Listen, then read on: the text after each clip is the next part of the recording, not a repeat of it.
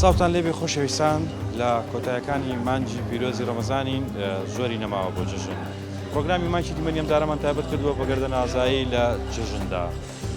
دەمەوێت ئەمڕۆ لە بازاری شاری هەولێر لەگەڵ هاوڵاتیانی خۆشەویستمان قسە بکەینەوانێک کە بۆ پێداویستی کڕینی ڕۆژانی جژن هاتوونەتە بازار لەو جژندا چ پەیامێکیان هەیە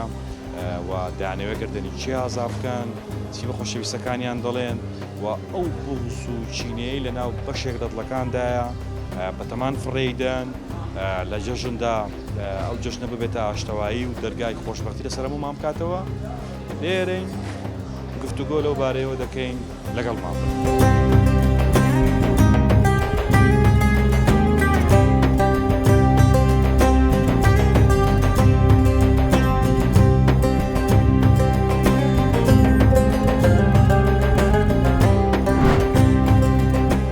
چێ پێشخەربی زیاتر خێرەکە لە بۆویە خۆی خوای گەورە ئەو مانگە مەغفیرەتە لۆچیە ڕەحمەتە بەرەکەتە مەغفیرەتە لێ خۆشبوونە ئەو ڕۆ خەڵک بەرچی گەرم بێ دڵی خۆشە.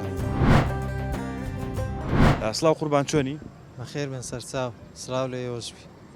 پرۆگرامەکەمان تایبەتە بە گەردە نازایی. ئێمە ئێستا نزیکی جەژنین و لە جەژندا دەبێت گەردەنی و کەسان ئازا بکەین کە بۆ نمونە قسەمان لەگەڵ یان نییە سی لە ڕەحم جێبەجێ بکەین و سەردانیان بکەین. دەمێ بزانم لەسەر گەردە نازایی چ قسەیەک هەیە؟ وەڵاهی هیوادارم هەر کەسەی بینی لەگەڵ یەک نییە ئەو جێژنەیە خۆشی و ئازادی و ئەو شتانەی لە مرۆڤ دەوێتن. ئەگەر دەنازایی لە مرۆڤ دەوێت هەموو تەبابین لەگەڵ یەکەوەی بینی نییە بچی چێ پێشخەربی زیاتر خێرەکە لە بۆویە. بینت لەگەر چێ نییە؟ وەڵاهی ئەجە بەناو بینم ئێستا حالیان نایەت لە فکرم نییە ئێستاکە بەس یەکم لە فکرە زۆر گلەیم لێ هەیە زۆر گلەیم لێ هەیە بەس زۆریشم خۆش دەوێت چکە پاڵپشتی زۆری کردیمە بەس زۆریش گلەیم لێ هەیە. گلەی یەکە چێ دەتوانی باسی بکەی لە پێش کامێرە؟ وەڵاهی زۆر وەختی هەڵبژاردننی پەرلەمانی کوردستان بوو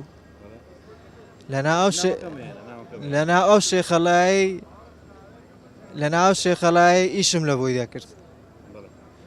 بەس ئێستا گەورەتر بووە پلەی لە ئەندام پەرلەمانیش گەورەتر بووە. وعدیزی پێدا بووی پێشەوەی ببێ بە ئەندام پەرلەمان؟ وعدی پێدا بووم کە وەکو خۆم کە نەخۆشم ناتام هەمیشە چی بکەم. خۆشیەکە چییە جەنابەت؟ من سەرەتانی مێشکە شێر پەنجەی مێشک وەرەم. وعدی پێدا بووم کە لە جەیەکدام بوو مەزرێنی ئیشەکی سووکم لەوە بینتەوە بەزە تاکو ئێستاکە کوک پلەی گەورەتر بوو دەیبینم بەس خزم و کەسی لە دووە. توی لەبیر نەما؟ هیچ ئەسڵە گەردەنی و کەس ئازا ناکەم؟ گەردەنی ئازا دەکەم بەس زۆر گلەیم لێ هەیە.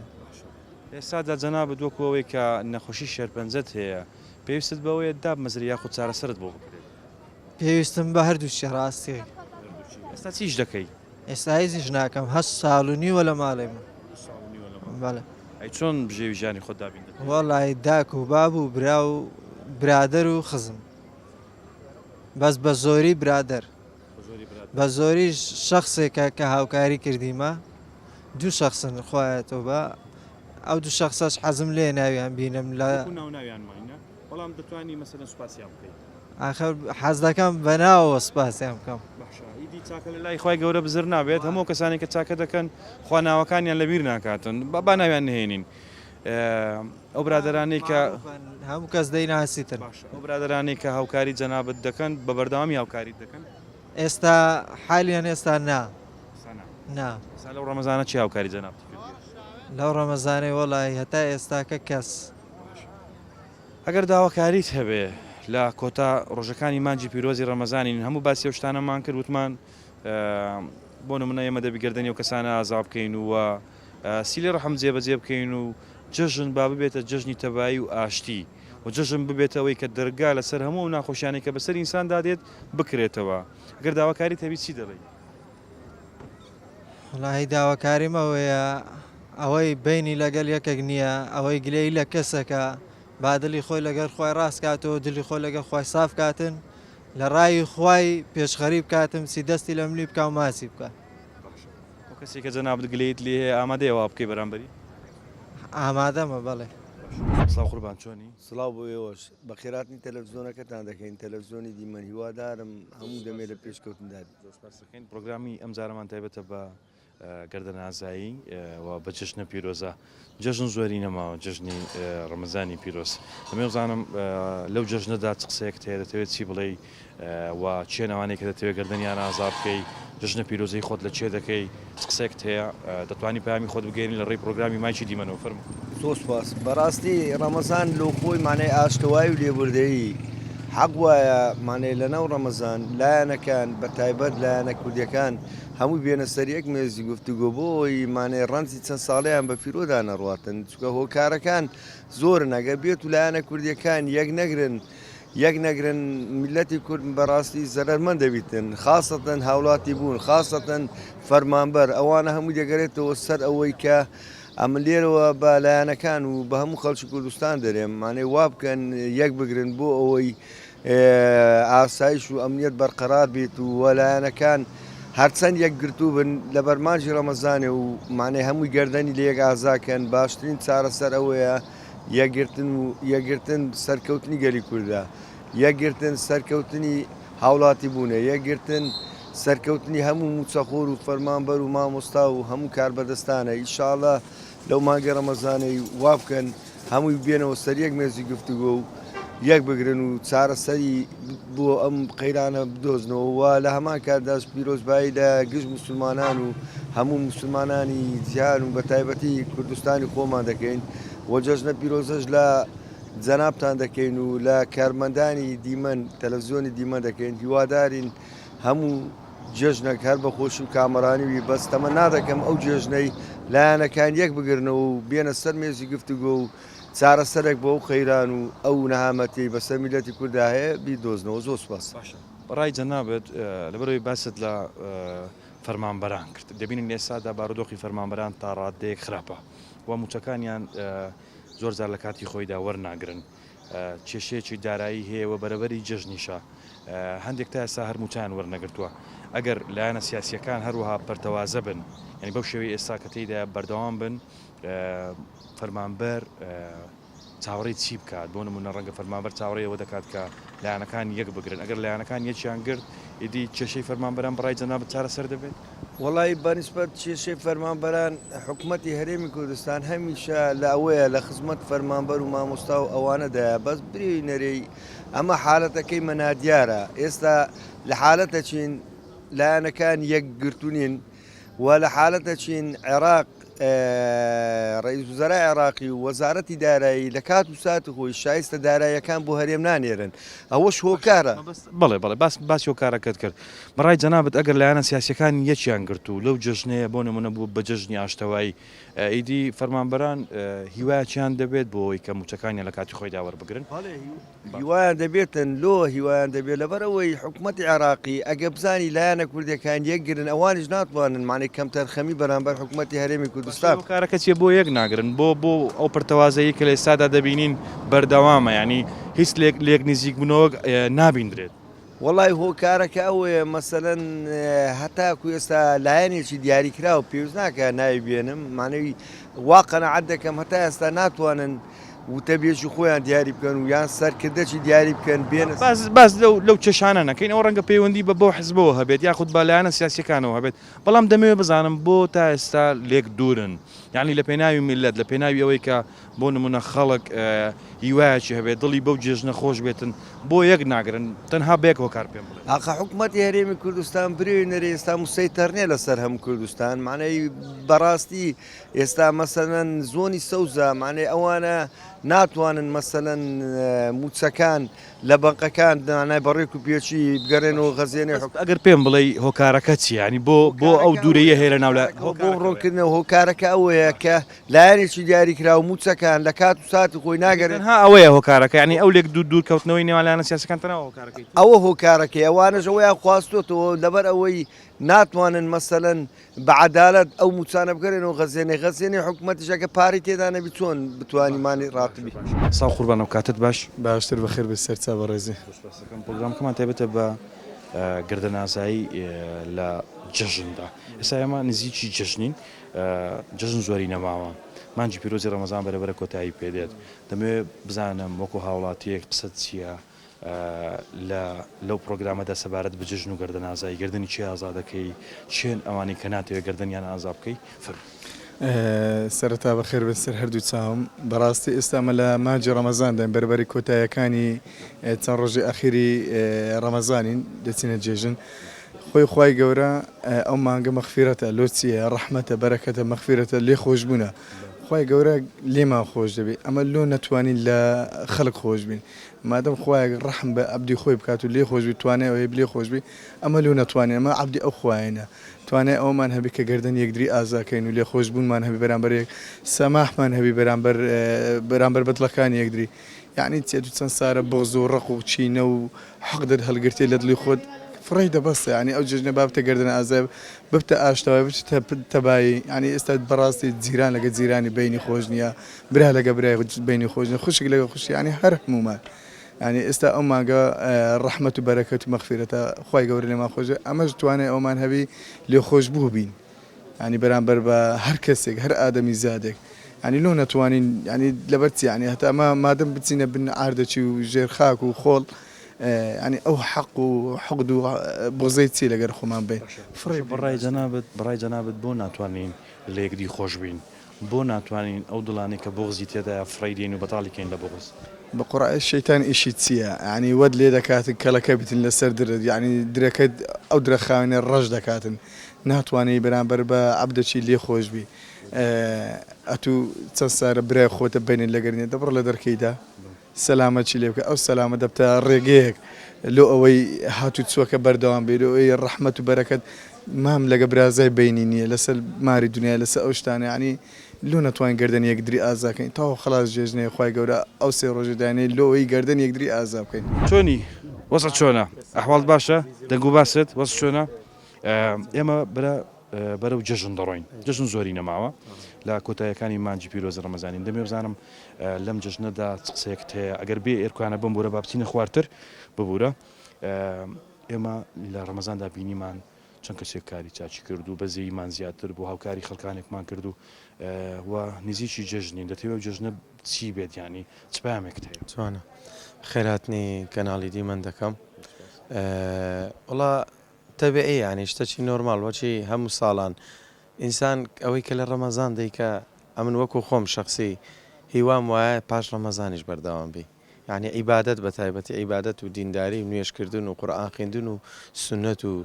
جەماعەت تەنها هەر ڕەمەزان نەبی، لە ساڵێک لە یەکمان غڕ نەکرێتەوە، بەردەوامی هەبی. ئەوە یەک، یعنی مزگەفتەکان بە بەردەوام پڕی تێدابی، خۆچی تێناچی. ئەوە یەک. دوو، مەوزوعی جەژن بە کورتی بە کوردی ئەو ڕۆ خەڵک بەرچی گەرم بی، دڵی خۆشە،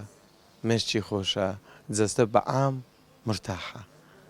ڕۆژێکش جەژنە، هەموو ڕۆژە چیش جەژنە. کابرا ئەگەر لەو فەڕەزان، ینی بە نمونە ئەمن بابەکەم منداڵم هەیە، ئەگەر لەو فەڕەزان جێژنە یەکەم ڕۆژی جێژن ئەمن 5,000م لە بەڕێک نەبوو بدەمە ئەو منداڵی جێژنانە تامەچی هەیە ئەو جێژنە تامی نییە، خۆش نییە. یعنی جێژن لۆ جێژنە خوای گەورە لە پاشی 30 ڕۆژ ئەوەت پێشان دەدا، یعنی بە معنای کەلیمە ئارامی و دڵنەوایی لۆ هەموو چار دەورەکەشدا، لۆ هەموو کەس و کارتە. یعنی ئەمن ئەگەر لەو فەڕەزان پارەم پێ بوو دەچم شتی خۆش دەکڕم، شتی باش دەبم، شتی جوان دەکڕم، شتی خۆش لۆ ماڵێ دەبمەوە. بگرە ئەوانەی کە دێنە ماڵم شەرمەزاری نابی، کابرا جێژنەیە دێتە ماڵی چرەزاتەکی دادەنێ جوانی، عنی دڵخۆشێکی خۆی دەبینی. میسالەکی بەسیط، ینی هەموو جێژنان ئەوە عادەتی کورداواری هەولێرەیە، قەیسێکە هەر هەیە، قەیسێکە دابدرێ، ئەو گەلە زروریە، گەلە خۆشە بەخوای. یعنی تامی جارانی هەیە. وەکو خۆم شخصی بەخوای تامی شتێک نەما، یعنی ئەوانەی کە پێشتر هەبوو زۆر کەم، جاران هەموو شتێک هەبوو پارە نەبوو. ئێستا هەموو شتەکەیە، پارە هەیە هەموو شتێک نییە. جاران هەموو شتێک هەبوو پارە نەبوو. ئێستا هەموو شتێک ئەوەی کە وجودی هەیە لەسەر ئاردی خوای گەورە فەرامی کردیە، پارە هەیە بەڵام دڵخۆشی نییە. یعنی شخصەکە پارەداری دەتەوێت بڵێ جاران هەموو شتێک هەبوو پارەش هەبوو، بەڵام ئێستا کە هەموو شتێک هەیە بەڵام پارە نییە مەبەست پارە نییە و دڵخۆشیش نییە ئەوە حقیقەت ئەو دووە ڕەبتی بەیەکەوەی دڵخۆشی نییە کە ئەتوو پارە لە بەڕێک و دڵخۆشی بێ من نەتی دەچێت دوکانەکەم خۆم دوکاندارم جلک دەفرۆشم ساڵانە مشتری داهاتە دوکانێ بەخوای گەورە ئەوە 28 و 29 ڕەمەزانە ساڵان ئەو وەختانە والله بە 5 نەفەر لێرە پێڕانە دەگەیشتین بە 5 نەفەر تەنیا بەخۆت لێرە ئێستا بەتەنێ لێرەما ئەگەر کو نەفەرێک لە بەردەستانە ئەویش ئاگاداری ئەوەی دەبی کە دەچمە مزگەفتەی نوێشکردنە کەشتەکە یان ئیشەکە مەغزەنە ئەگەر نا یعنی بە نەفەرێک لە سپێنێت ئێوارە هەر بەڕێوە دەچی بەخوای گەورە ئێواران نەدەچوینەوە ئەلێرە دەماینەوە خوا لە سەرما لە ماڵی نان دەهات ئێستا ئەمە سعات نابیتە 5 دوکاندار قەپات دەکا سعات 7:30 دێتەوە دوکانێ بەخوای گەورە ئیشەکە کرایتە محدودی ینی خڕکرایتەوە لە باز نەچی 2 سعاتە ئیشکردنەکە کە دەگەی جژنی هەز بە خۆش دەکەی جانە زووتر راستی بچپێک بێتەوە باشترەوەی یەکەشکە بچی بستە بینیا پێچان بیتەوە خەڵکەشی زۆرە دێتە بازاڕی بەڵام ژیفانی بەتاڵە ساڵێت قوربان و کاتت باش بەخێ بەسەر چاوم پرۆگرامەکەمان تێبێتە بە گردە نازایی و دەبینی لێ سادە ئێمە لە کۆتاییەکانی مانجی پیرۆزی ڕەمەزانین جژن زۆری نەماوە قسەیەکت هەیە دەمێ بزانم پەیامی جەنابەت چییە و شوێنەکەشت شوێنیەوەیە کە ئەو شتانی کە تایبەتن بە کولتوری کوردی دەیفرۆشی دواتر لەسەر ئەو شتانەش قسەمان بۆ بکەیت بەخۆی فرسەتە کە جێژنی ڕەمەزان ئینسان لێبردنی هەبی عفووی هەبی گەدە نازایبوونی هەبیتن لەبەرەوەی جێژنی عنی خۆشی دەکاتە دوو خۆشی لەگەی کەچی بینت نەبیان ناخۆشی تەبیتن جێژن فرسەتە ینی پێکاتنەوە لێبردەی گەدە نازابوونی لەو ڕۆژەی ئینسان ڕچای ڕۆژێ بکاتن هەمومان ڕساوی و ڕۆژە دەکەین یاخۆ تەنها قسەیە بەخوای هەمومان کەسمان هەموو برێ هەموو قەت هەموو نابێ بەس زۆرینەکەی دەبێ ڕچاوی شێ بکەین بۆی مادەمە تو مسلمانی بە ڕۆژ دەبی کە دەگەی جژنی هەز بە خۆش دەکەی کە ڕۆژ سی ڕۆژ بە ڕۆژی بووی لە ڕۆمەزانێ هەز بە شەچوا دەکەی بەرامبەر خوای خۆت شیبری خۆت پێوەیە کە هەموو ڕۆژکان بە ڕۆژی بووی جژنیش جژنیش خۆشیە ئەو خۆشش فرسەتە لەوەی کە تو گەدەنی بەرامبەرەکەت ئازاکەی لێبردنت هەبی عەفوویکەی دەبیوەبی مانجی ڕەمەزان بەخۆمان هەموو ساڵێک دەبینین کە خەڵک بەزەی زیاتر دەبێ هاوکاری ئەو کەسانی کە پێویستیان بە هاوکاریان دەکەن تا چەند گرینگە ئەوەی کە ئێمە لە ڕەمەزاندا فێری دەبین لە دوای ڕەمەزان و لە جەژن و تەواوی ساڵەکە بەردەوام بین لەسەری بەخۆی ئەمن وا هەز دەکەم ئینسان لە ڕەمەزانێ کە دەگەڕێتەوە لە دوای ڕەمەزانش ئەگەر کەمیەتی ئەو گەلەسە و گەڕانەوەی بەردەوام بێم هەر قازان زمانە لەبەرەوەی گەر هەموو سارێ ئینسان وا هەز دەکەم ینی کابرا لەوانێ بە ڕۆژی نەبوو یان نوێژ نەکردیە کە ڕەمەزان ئێستا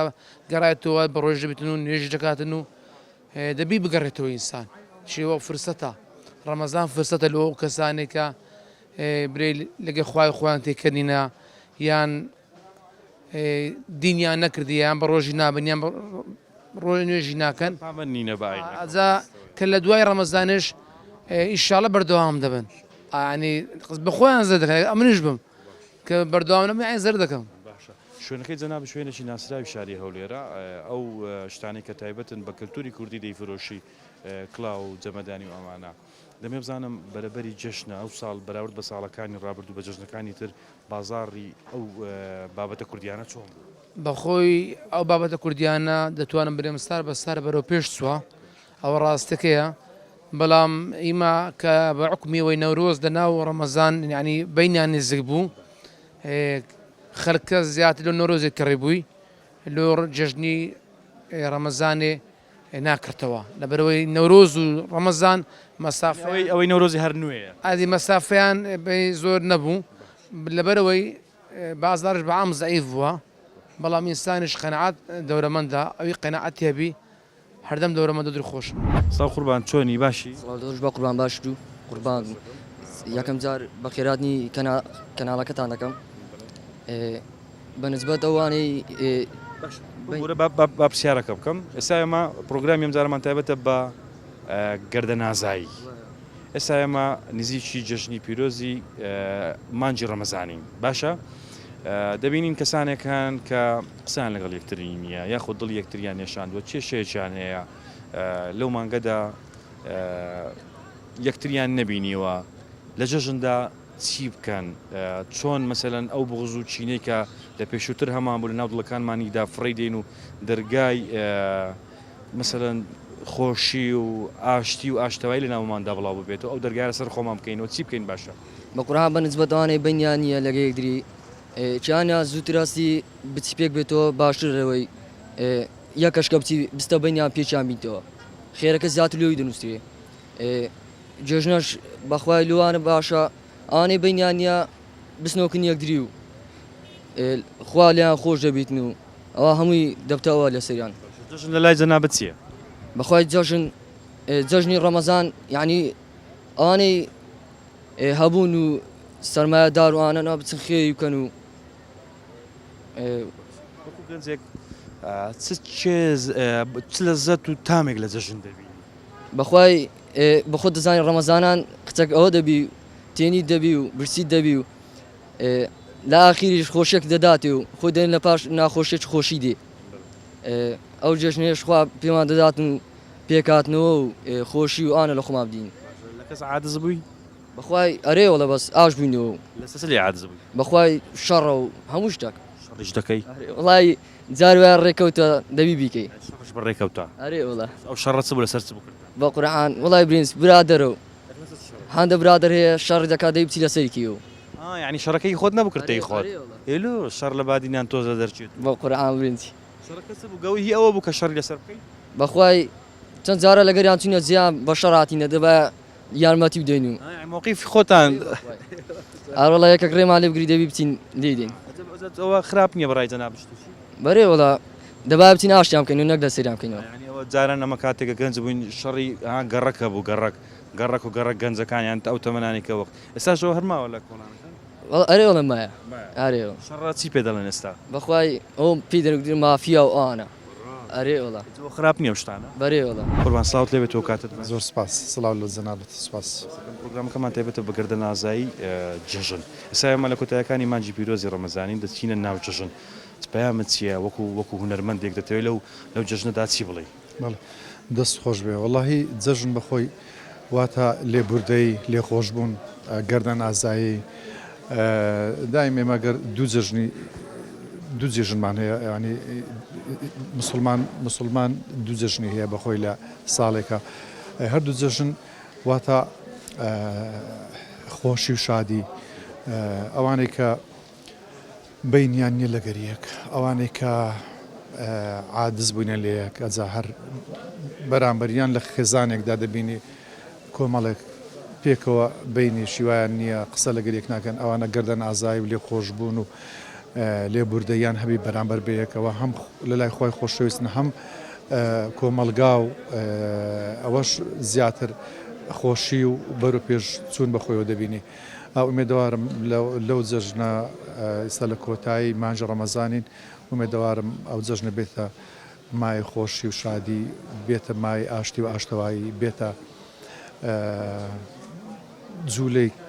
بازار و کەسابەت و موچە وەرحاصل ینی هەموو ژیانەکان ژیان بە تایبەتی با بڵێن ئەوەی کە ئێستا مەدەبین لەو بازاڕی خەڵکەشی زۆرە دێتە بازاری بەڵام ژیفانی بەتاڵە یعنی توانای هیچ شتێکی نییە لە بۆ جژن خۆی ئامادە بکە هیوادارم حکوومەتی هەرێم دوای جەژن بتوانێت ئەو تەنگ و ئەو ناخۆشیانەی کە هەیە کۆتایی پێبینێ ئەوەش هەر بە بۆنەی جەژنیانی هەموو شتێک لە جەژن کۆتایی بێ هەموو ناخۆشێک لە جەژن کۆتایی بێ ومێدەوارم ئەو وڵاتەمان بە تایبەتی کوردستان و بە تایبەتی شاری هەولێریش کە لێرە ژیان بەسەر دەبێت ئارامی و خۆشی و شادی بەرپا بێ زیاتر ئەمن و ئاسایش مستەقر بێ زیاتر ئەگەر ئینسان دڵی خۆش بێ و ئەگەر ئینسان لە هیچی کەم نەبێ بڕوا بکە هەموو کاتێک و هەموو ساتێک لە بۆی جەژنە بەڵام ئەگەر تو دڵت خۆش نەبێ و ژیانت نەبێ بەخوای جەژنیشی نییە هەم کات و ساتێکی ناخۆشیە دووبارە جەژنە پیرۆزە لە هەموو خۆشەویستانەکەم جەژنە پیرۆزە لە بنەماڵی شەهیداکانەکەم جەژنە پیرۆزە لە پێشمەرگە و ئاسایش و پۆلیس و هەموو تاکێکی ئەو کوردستانە ئەو وڵاتە ئەو شارەکەم ئومێدەوارم کات و ساتێکی خۆش بەسەربەرین و دوای ناخۆشیمان بێ لەو جژن زۆر سپاس. بەر لەوەی کۆتایی بەخسەکانم بێنم لەگەڵ جەنابەت دەمێ بزانم چێ لە کاک دڵشاد عادزە و کاک دڵشاد لە چی عادزە. تاکیت لەوانەیە کەسانەکە بێ لێم عادز بێ لەوانەیە منیش لە کەسانێک عادز بم بەڵام ئینشاڵڵا لەو جژنە ومێدوارم من دەست پێشخەری بکەم و من بتوانم ئازیاتر ئاشتی و ئاشتەوایی و خۆشەویستی بەرامبەر بەو کەسە دەرببڕم. ئەوە ژیانە ینی لەوانەیە منیش کەسانەکە بێ لێم عادز بووێ منیش لە کەسانێک عادزم بەڵام ومێدەوارم لیان عادزی چیان پێ دەڵی و ئەوانەی کە لێت عادزن چیان پێ دەڵی. ئەوانەی کە من لیان عادزم پێیان دەڵێم بە گەورەی خۆیان بمبورن جەژنە پیرۆزشیان لێ دەکەم چاویان ماز دەکەم ئەم هیچ شتێکم لە دڵ نییە تەنها خۆشەویستی بەرامبەر ئەوانە کە لێم عادزن ومێدەوارم ئەوانیش بە گەورەی خۆیان و بە مەرحەمەت و خۆشەویستی خۆیان بتوانن گردنم ئازاب بکەن و لێم ببورن. مامەجان ساڵ تێبێت و کاتت باش ئەم کاتە و هەموو کاتێکی باش. زۆر سپاسەکەم پرۆگرامەکەم تایبەتە بەگردە نازایی جەژن ئێمە ئێستا نزیکی جەژنی ڕەمەزانی پیرۆزین دەمێ بزانم پەیامت چێ لەو جەژن دەتەوێت چی بڵێ ئەو جەژنە چۆنە بەلای جەنابتەوە. جژن بۆ جژنی ڕۆژی مبارەکە یەکێ دڵی لەگەڵێکی کە عادە بێ ئەگەر بێت و گردنی ئازاکەەوە شتێکی چاکە لای خوا شتێکی چاکە زۆر جا لەبەرەوە هەموو کەسێ بتوانێت گردنازایەکتر بکە و چاک بێ بەرامبەری. چۆنە بۆ جەنابەت جیاوازەکەی چێ لەگەڵ جژنی ڕەمەزان جژنێکی زۆر پیرۆزە لەبەرەوە چکە 30 ڕۆژ بە ڕۆژەوە ئەخیر ڕۆژکەوە هەڵەسی جژنەکەی هەموو عالم جژنەکە بە شەیتان جژن ناکە. هەمیشە شەیتان جژن ناکە بە جژنەکەی ئایشەڵڵا جژنە بەراورد بە جژنەکانی ساڵانی ڕابردوو بازار چۆن بوو بازارتان چۆن بوو. بازار کردە زۆر کردە ئارە وەڵا زۆر کردە زۆر یعنی هیچم نەفرۆشتێشە نەفرۆشتیە جەنابەت چ دەفرۆشی ئەمانە ناپرۆشم ئەوشم داناوە لەکەی هاتیە ئیشێت دۆ نەتفرۆشتی نۆ هاتووم هیچ ناڕۆ کاکە هیچ ناڕۆ کە پارەی پێ نییە ئەی پارەی پێ نییە کاکە بەڕاستی نازم ئەم ماشانە بۆ نایەن بۆ تا بازار بکرێتەوە خەڵک بازار بژێت و دەگەر ماشە بە بازارش داخراوە بەبێ پارە دەزەتەکەی وەڵا هیچ دەزەتێکی نییە ناوەڵا ئەی تۆ گەر پارە پێێنێ بێ شت کڕی بۆ مناڵ و بۆ جژنەکە و ئەوانە ئەوە لە بەرەوە خۆش نییە. هەموو پێداویستەکانی منداڵەکانت کڕیوە بەڵە قوربان من کڕیمە لەخوا بزابێ قسێکی جیاواز ئەگەر بتەوێت لەو جژنە بیکەی ینی بۆ نمونە چی بەو کەسانە دەڵێ کە گردنی جەنابەت ئەگەر بێت و ئەو کەسەی زاڵم بێ گردنی بە حیات یادنەکە چێ ئەوەیە کە زاڵمە لە لای هەڵە سێ بەرامبەر بدا ڕەحەتەکە ئەو هەرگا ئازای نەکە یەسا یەکێک گردنی ئازاکە لە ڕای خوا بێ نەک ئینسانێکی زاڵم ئینسانی زاڵم هیچ کرد گردنی ئازاناکە گردنی چی ئازاناکەی وەڵام من کەسم نییە گردنی ئازانەکەم لا من هەموو کەسە گردنی ئازا بێت لەبەر خوا